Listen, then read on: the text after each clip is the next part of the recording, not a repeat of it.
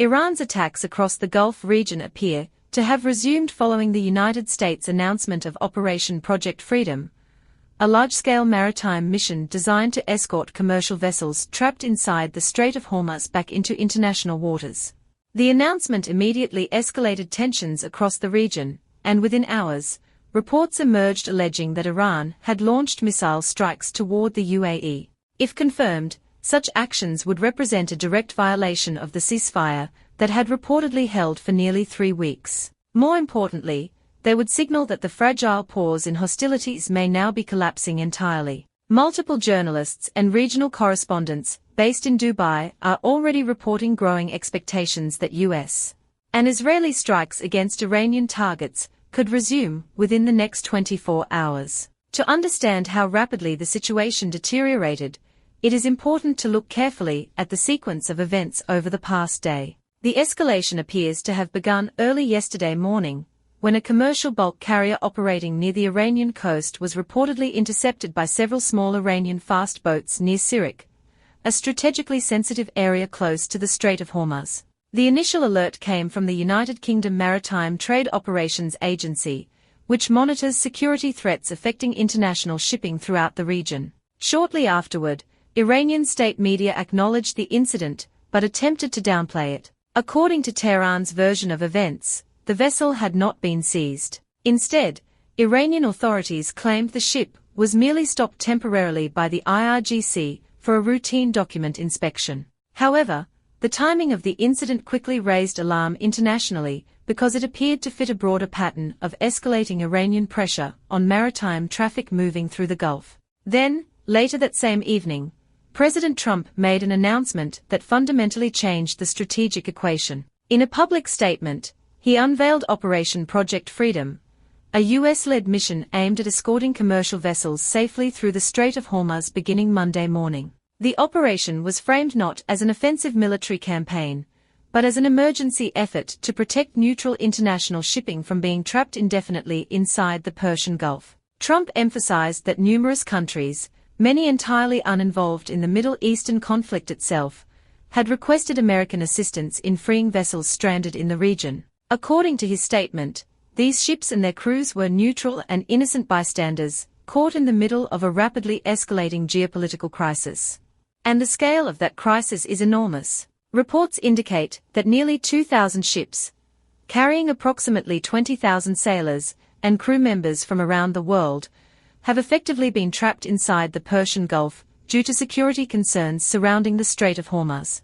Many of these vessels entered the Gulf before the conflict intensified, only to find themselves unable to safely exit as missile threats, naval harassment, drone activity, and military tensions escalated around one of the world's most critical maritime choke points. For weeks, shipping companies faced an impossible dilemma: remain trapped indefinitely inside increasingly dangerous waters, or attempt passage through the strait while risking confrontation with Iranian forces. That growing pressure appears to have ultimately forced Washington to intervene directly. From Iran's perspective, however, Operation Project Freedom may have been interpreted as something far more threatening than a humanitarian escort mission. The presence of U.S. warships actively guaranteeing commercial navigation through the strait directly challenges one of Tehran's most important strategic tools, its ability to pressure global trade and energy markets by threatening maritime traffic in the Gulf. In many ways, control over the Strait of Hormuz has long functioned as Iran's ultimate leverage point. Roughly a fifth of the world's oil passes through those narrow waters, making any disruption there immediately significant for the global economy. By escorting ships through the strait under military protection, the United States is effectively attempting to neutralize that leverage.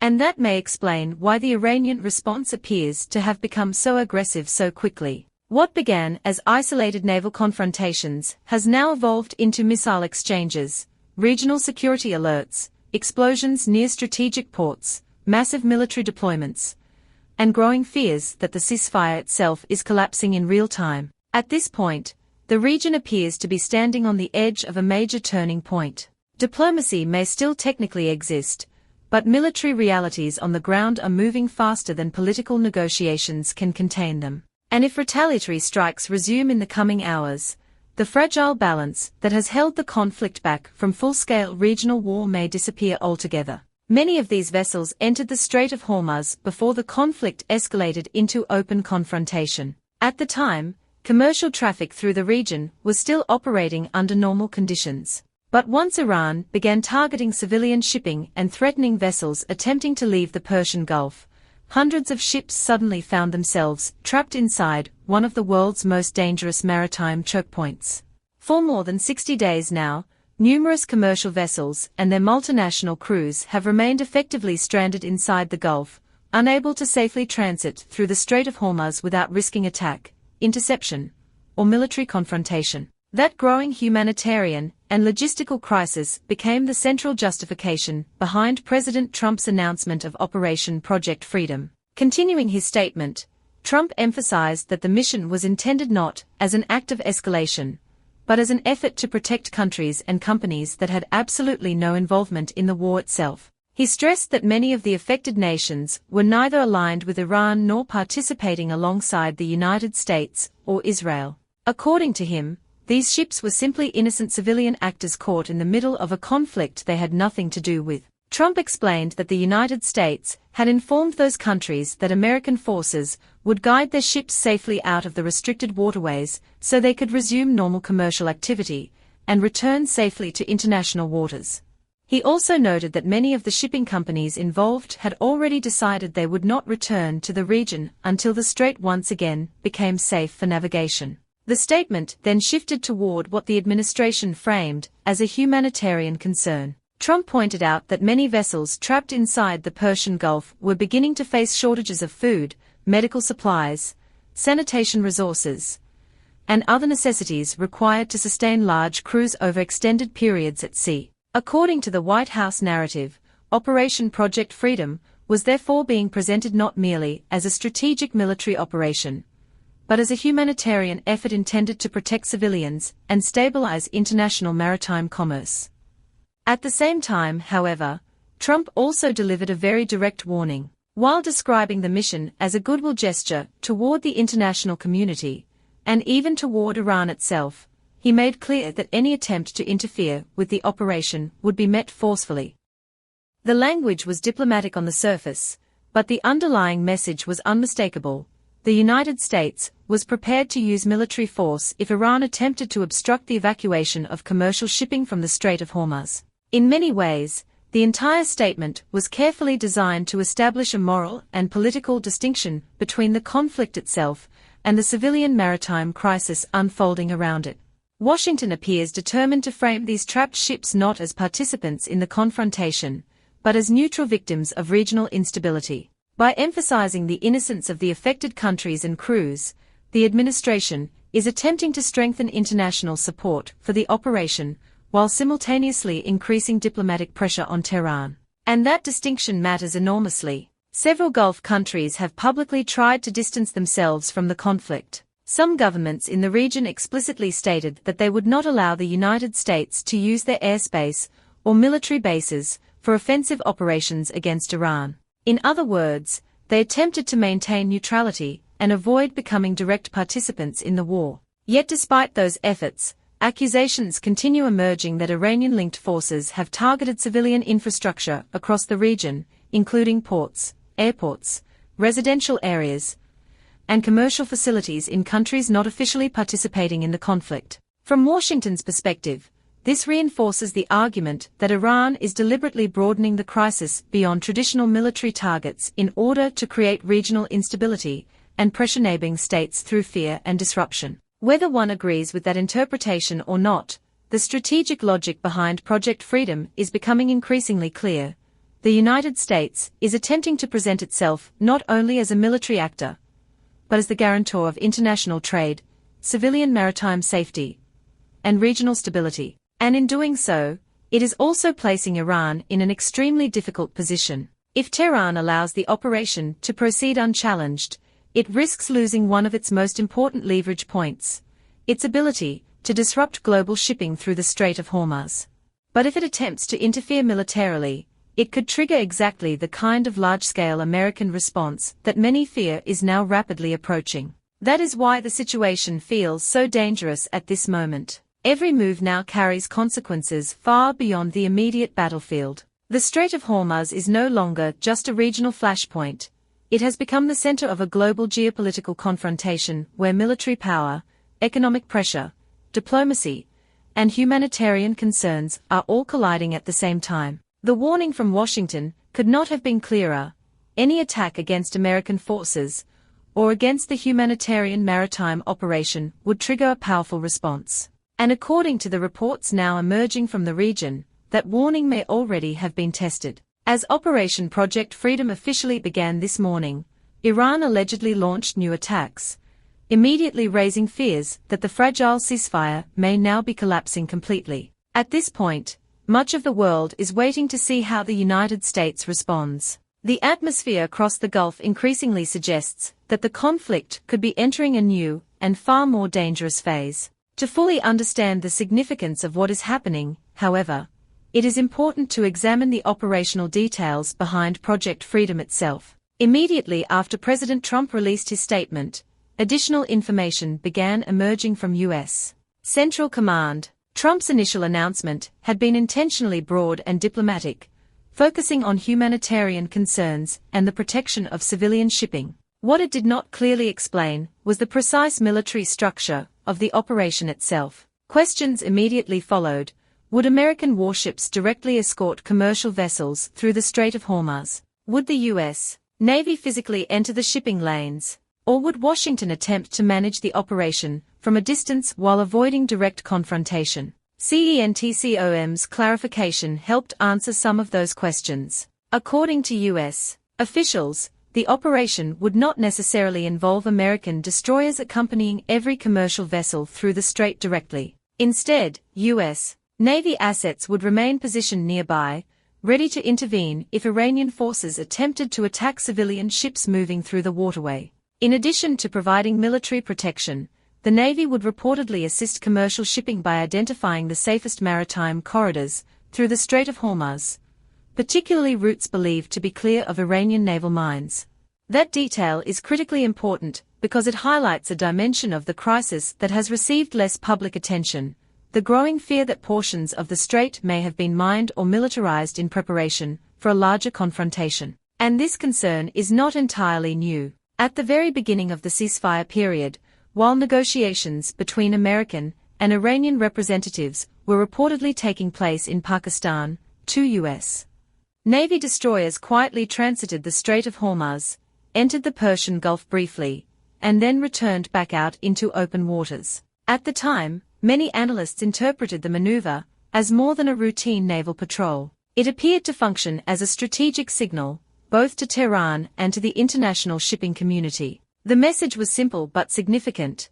Despite escalating tensions, there were still navigable corridors through the strait where ships could safely transit without encountering mines or direct military obstruction. In other words, Washington was demonstrating that Iran did not possess complete operational control over the waterway, even amid the broader crisis. That symbolic show of naval access now appears to have evolved into a much larger operation. Project Freedom is not merely about moving trapped ships. It is about establishing whether the international community, led militarily by the United States, can preserve freedom of navigation through one of the most strategically vital choke points on Earth despite Iranian pressure. And that is precisely why the stakes are now so high. For Iran, the Strait of Hormuz represents one of its most powerful geopolitical tools. The mere threat of disrupting shipping traffic there can impact global oil prices, financial markets, and international energy security. Maintaining pressure in the strait gives Tehran leverage far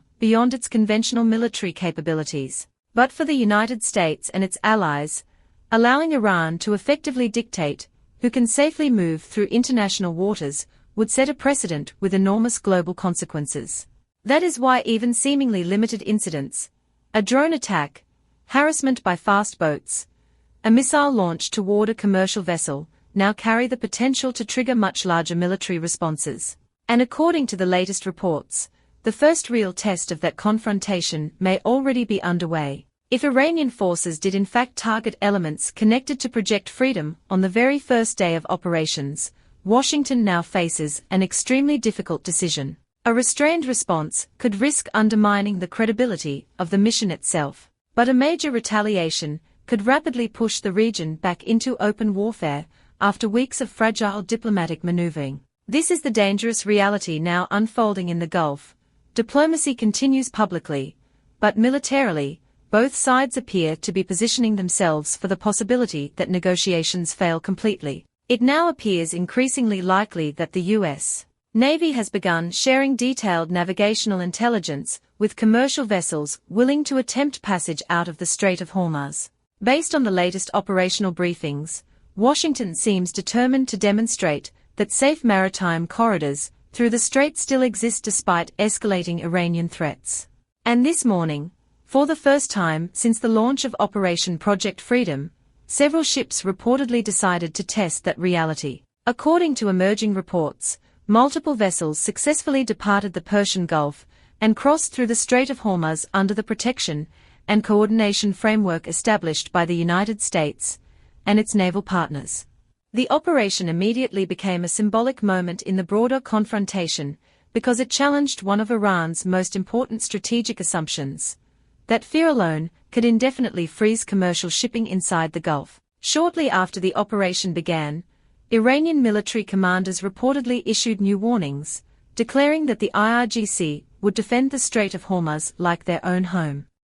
Iranian officials further stated that any vessel refusing to coordinate directly with Iranian authorities or failing to use routes approved by the IRGC could be considered a target.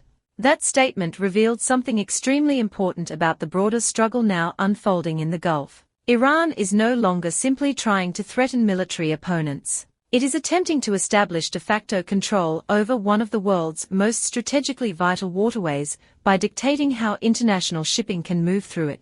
From Tehran's perspective, forcing ships to rely on Iranian-approved transit corridors reinforces its regional leverage and preserves the image that the strait ultimately remains under Iranian influence. But despite those threats, the operation moved forward. Reports indicate that 2 vessels successfully exited the Persian Gulf through the strait during the morning transit window. At the same time, U.S. Central Command confirmed additional naval deployments in the region, including the movement of Arleigh-Burke-class destroyers operating inside both the Persian Gulf and the Arabian Gulf. Military sources further suggested that the operation had been quietly planned for weeks. According to those reports, the United States may have stationed strategic sealift officers aboard certain commercial vessels to maintain secure communications and direct coordination with naval forces throughout the transit process. Coordination was also reportedly conducted through international maritime security networks responsible for guiding civilian shipping through high-risk waters.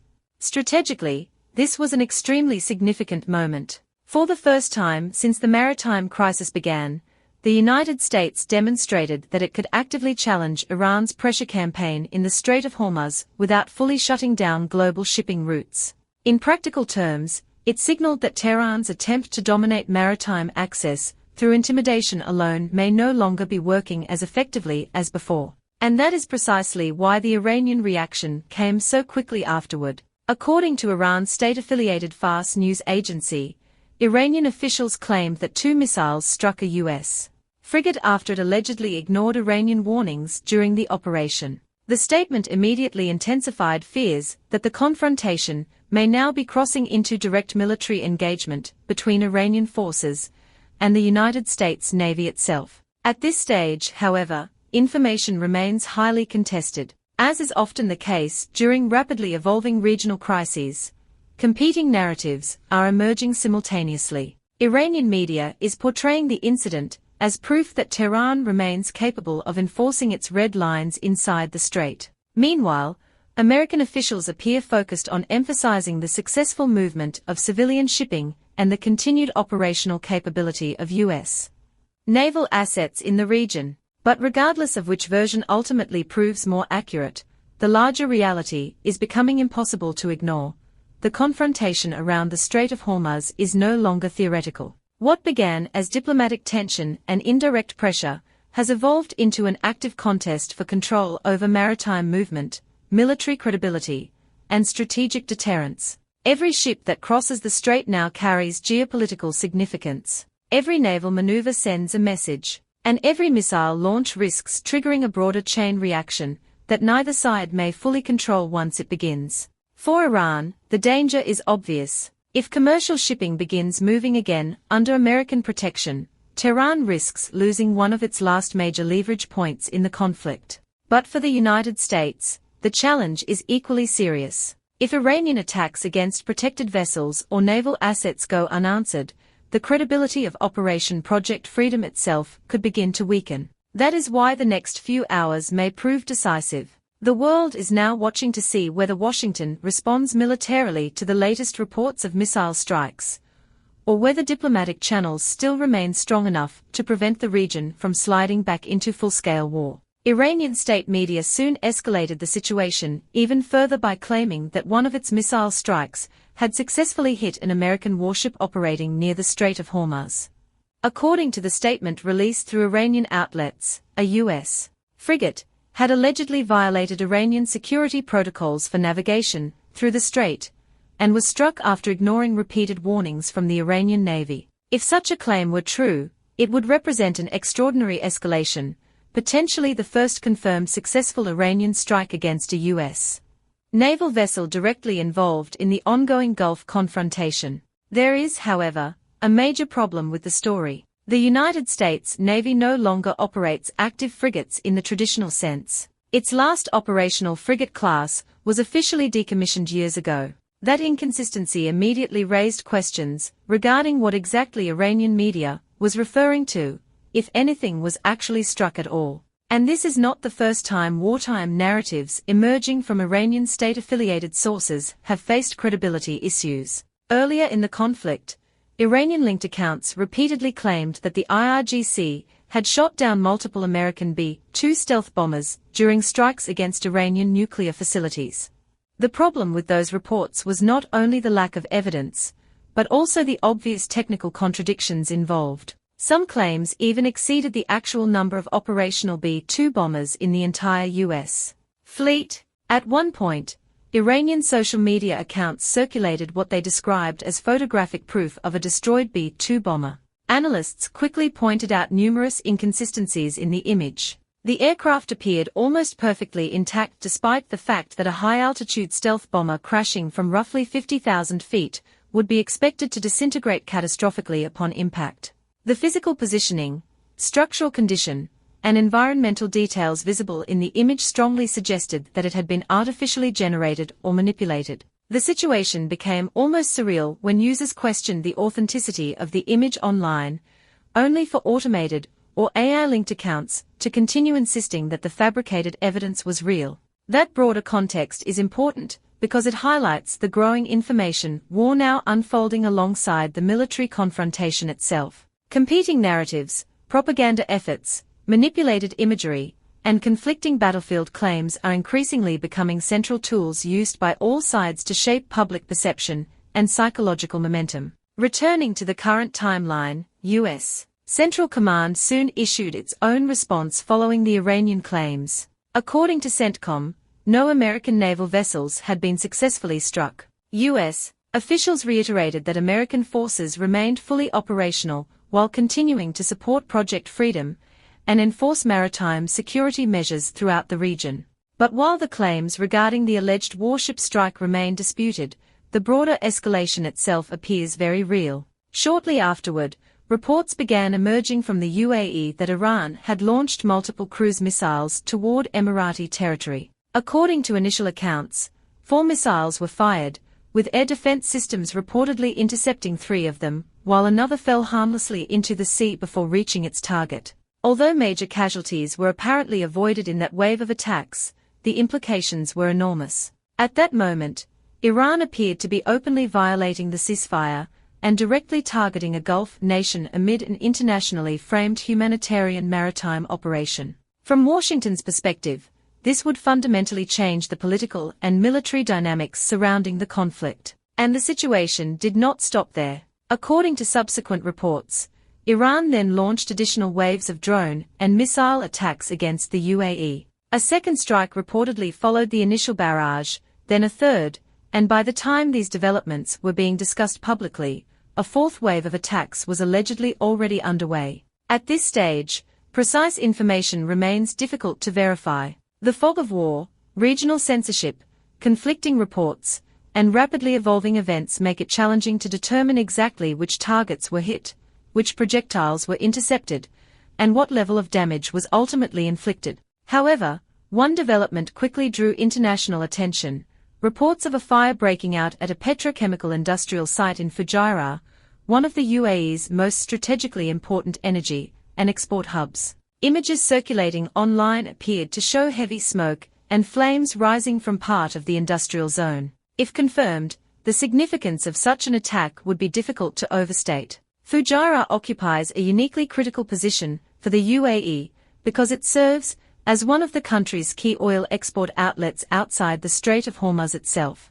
This allows Emirati energy exports to bypass some of the vulnerabilities associated with direct transit through the Gulf choke point. In strategic terms, it is one of the UAE's most valuable economic pressure valves during periods of regional instability. That is precisely why any attack targeting energy infrastructure there would immediately be interpreted as more than a symbolic strike. It would represent an attempt to pressure the UAE economically while simultaneously threatening broader global energy stability. Some observers are already speculating that Tehran may view the UAE's evolving regional posture, including its recent shifts in energy strategy and its increasingly independent role within global oil markets, as justification for applying additional pressure. Whether or not that interpretation proves correct, the larger reality is becoming increasingly difficult to ignore.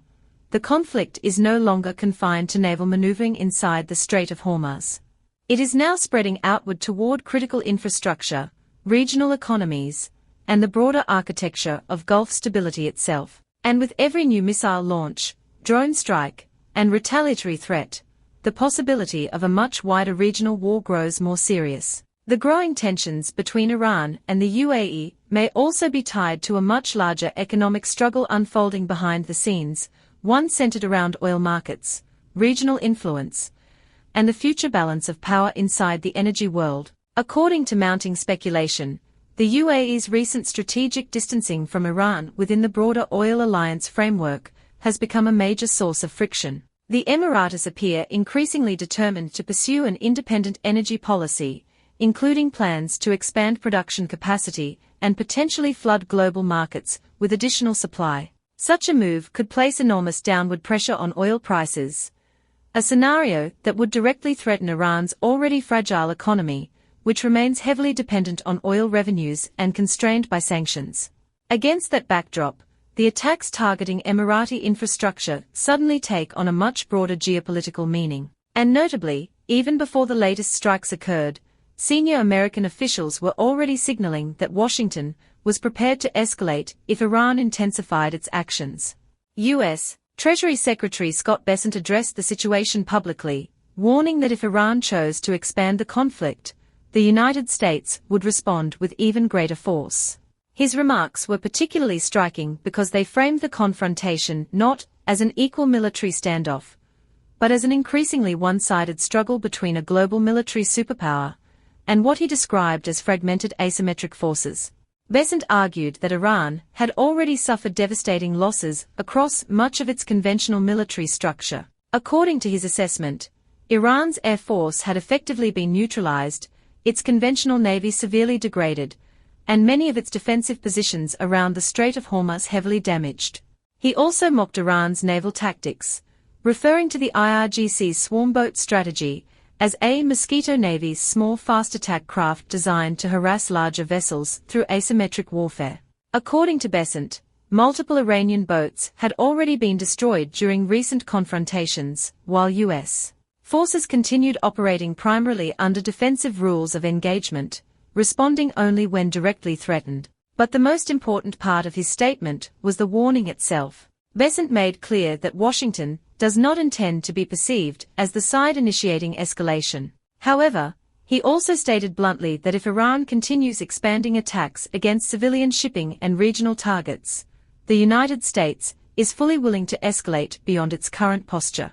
And when one looks at the sequence of events over just the past 48 hours, it becomes easier to understand why American officials are speaking so forcefully. First came the reported attack against the commercial vessel near the Strait of Hormuz. Then additional incidents involving the UAE occurred overnight before Operation Project Freedom officially began. A South Korean vessel was reportedly targeted shortly afterward. Iran then claimed to have struck an American naval ship, though U.S. officials strongly denied that any warship had been hit. Finally came the repeated missile and drone attacks directed toward the UAE itself. Taken together, these incidents paint the picture of a rapidly intensifying campaign that appears to directly challenge both the ceasefire framework and international maritime security operations underway in the Gulf. From Washington's perspective, the issue is no longer limited to isolated confrontations at sea. American officials increasingly portray Iran's actions as an attempt to use fear,